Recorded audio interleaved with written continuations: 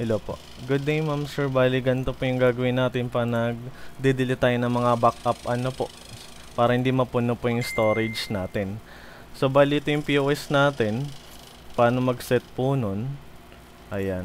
So, bali ito po yung lagyan ko lang kay admin. Ayan. Tapos, dito po sa more than settings, sa database management. So, naka-auto backup tayo sa auto backup end of day. Store backup in selected destination, click nyo po to. Then dito sa this PC, then dito sa EcoPost, then backup, then okay, then save po natin to. Yan, okay. Then pag nagko-close store tayo, ma'am, yung turo ko po na close store everyday.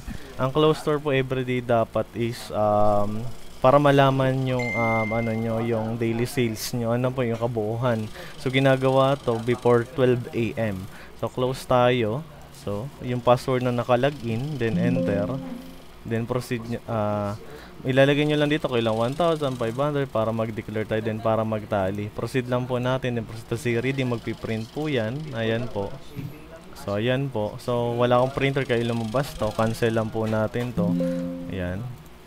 So ayan po. So ngayon makikita po natin to, ma'am, dito sa File Explorer, then sa Desk PC, then Local Disk C, then EcoPost, then Backup. Ayan. So nandito na po yan. So makikita nyo po yung ating binackup ngayong oras na to. So napupuno po ito, ma'am. So ngayon pwede natin i-delete yung mga fast transaction. Ay, yung mga fast database. Database ang tawag dito. So only EcoPost lang po yung makakabasa nito, system lang po yung makakabasa nito. Ano po? Importante may backup po tayo nito. Ano? Pwede na kayo mag-delete po nito. Then para hindi po maipon at hindi po mapon yung storage natin. Ano po? So yun lang naman po, ma'am sir. Hopefully nakatulong video na to. Thank you po. Ano po?